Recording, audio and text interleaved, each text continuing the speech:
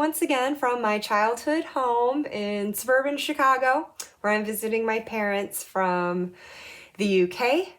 And I've been here for a few weeks now, and my mom always knows when I am coming to visit when the packages pile up.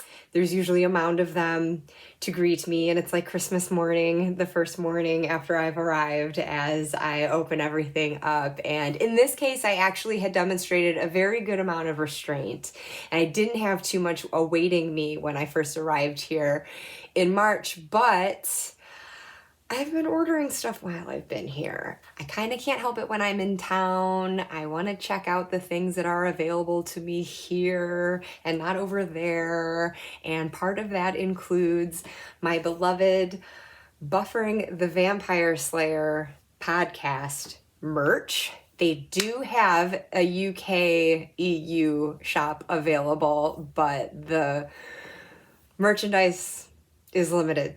And so I can always find the better goods over here. And so if you don't know by now, I am a huge Buffy the Vampire Slayer fan. And I think that I love the Buffering podcast at least as much as the show.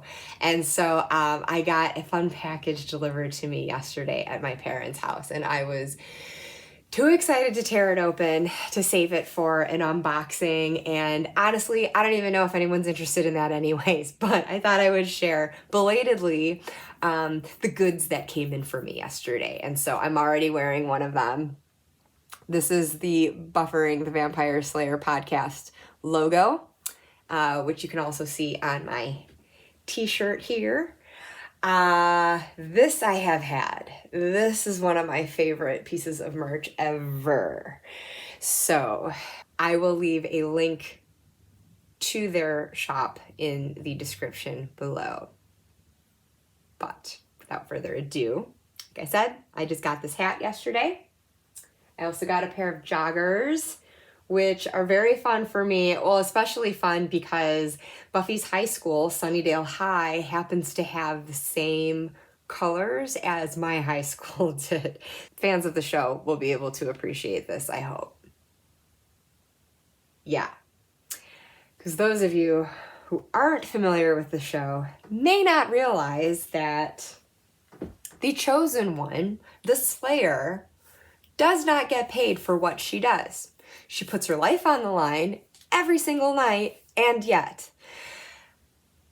she has a watcher, however, who's part of a Watchers Council, an entire institution of watchers who train the Slayer of each generation. They get paid salaries. The Slayer does not. So, again, the Buffering podcast is emphatic about this. Pay Buffy Summers. As a nod to Faith, the second Slayer who enters the scene in season 3 of Buffy, they have come up with this keyring for the Sunnydale Motor Inn. And it says there, "It's wicked spottin'," as Faith described her motel room when she stayed there. I just think that's funny. I also got this diner mug. A cute little kitty. Tarot tie-in. The artist is Isabella Rotman, who, as some of you may well already know, is the creator of the This Might Hurt Tarot.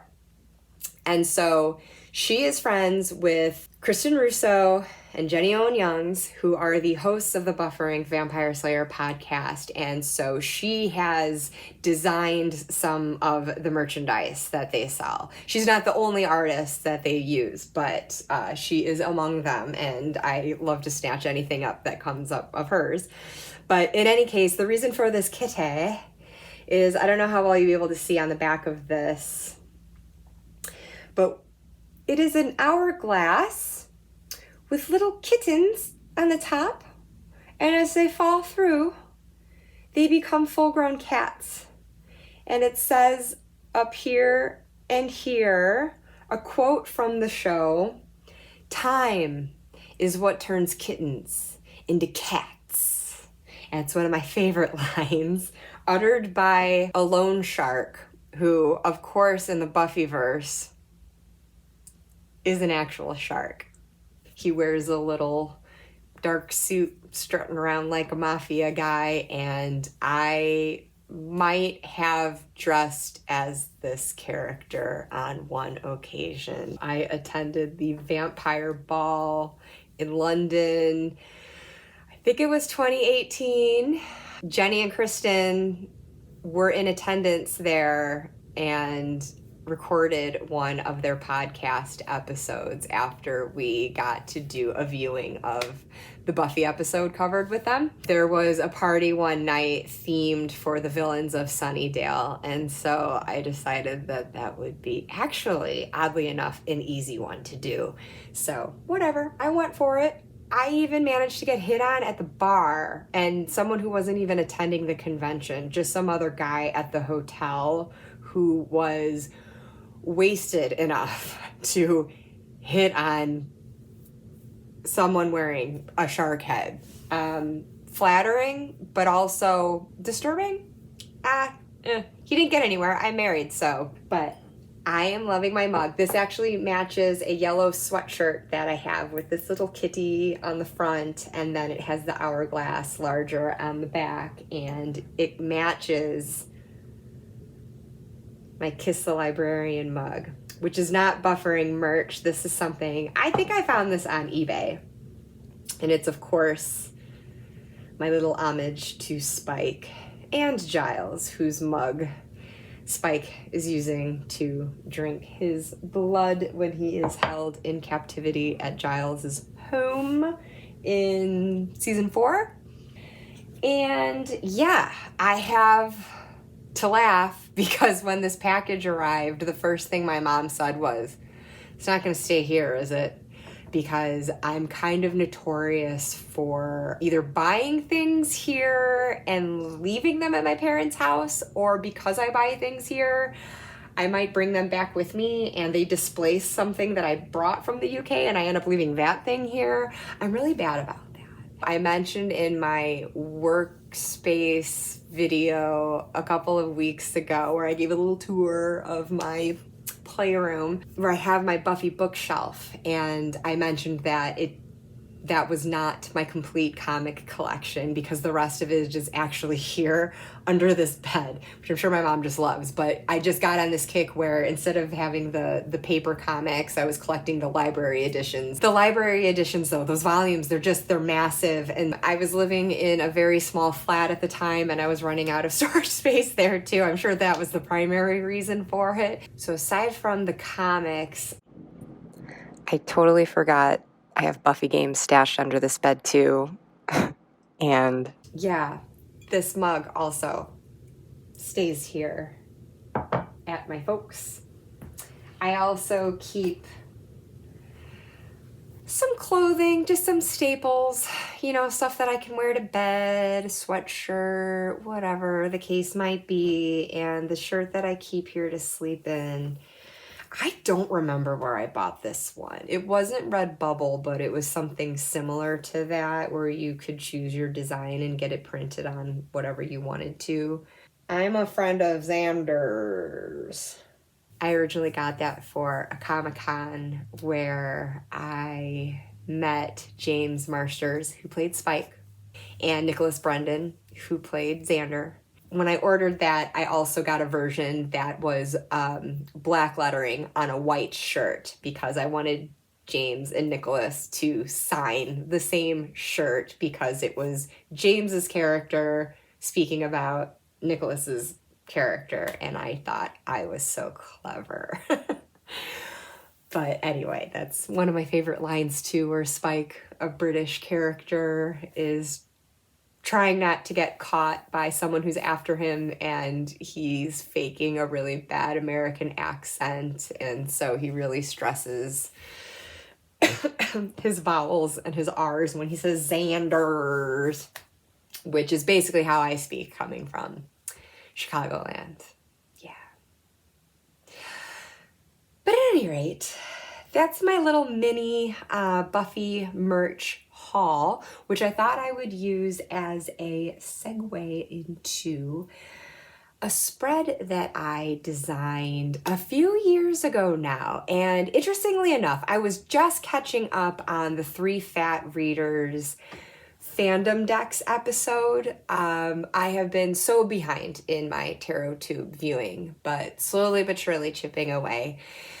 And they were talking about coming up with a spread for your fandom that's like thematically designed around that fandom. So Dustin of Modern Metaphysicae was speaking of a spread that he uses a Shakespeare tarot deck for, and he calls it the All the World's a Stage spread. And it's based on the 5 acts of Shakespeare's plays, what each of the positions are, and he specifically uses that deck for it. Now, I am not so blessed as to have a Buffy deck to work with. If anyone does, I'm really curious where you got it from, because there's been no official deck. There was one amazing deck that was going to come out that got canceled pretty last minute. I don't know what the issue with that was, but it was already up for pre-order on Amazon. Promised to be amazing based on the artwork, and I think that Rachel Pollack was writing the guidebook. I want that deck so badly.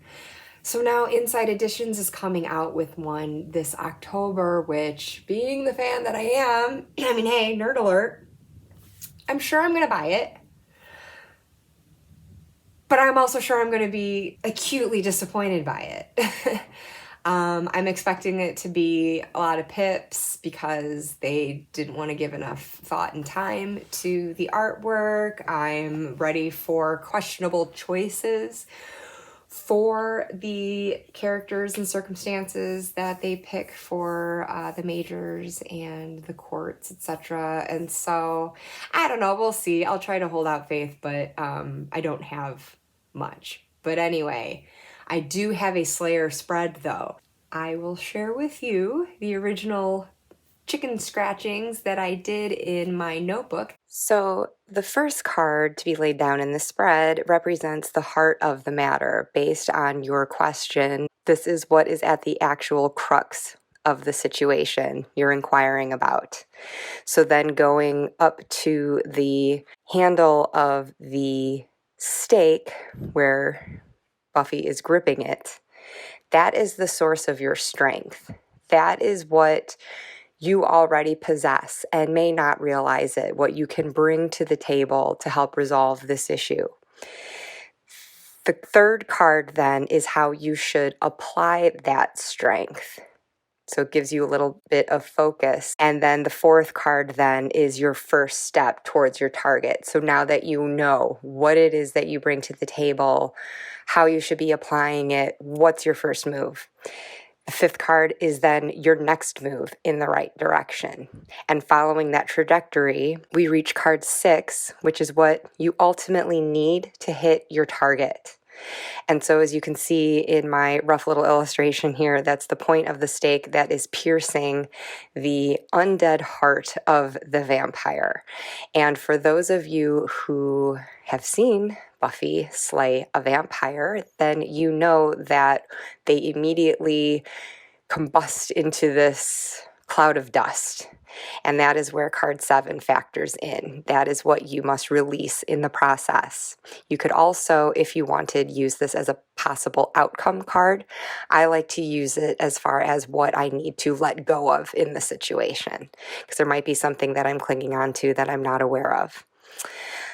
Also, since I like to supplement my tarot readings with an oracle card, I have the option with this spread to use 1 to 3 oracle cards, or if you wanted, you could just use additional tarot cards, either from the same deck, or you could use from a different deck if you wanted to bring another voice into it, if you personify your decks and you're looking for a different tone, perhaps.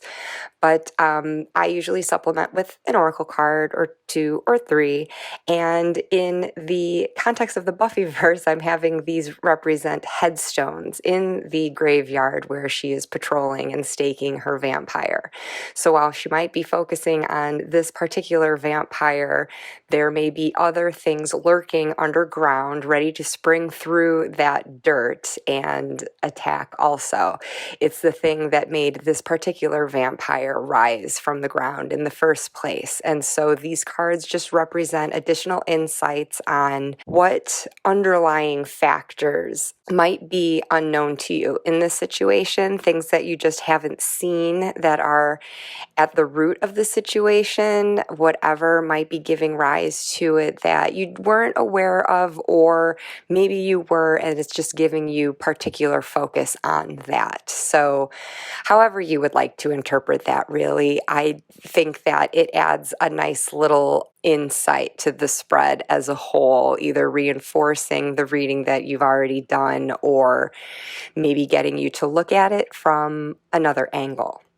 And so there you have it, folks. My signature Slayer spread. Please feel free to use it. I have used it many times for readings for myself as well as other people. And I have found it to be very helpful for not just unpacking situations, but giving guidance on a course of action to take. Because Buffy is active. She doesn't just sit and passively react to what happens to her. She moves forward. She doesn't have much time to think. She's just got to do. So if you do end up trying the spread on your own, I would love to know how that worked out for you. So please leave a comment below. Tell me if it was a yay, a nay, and either way, slay.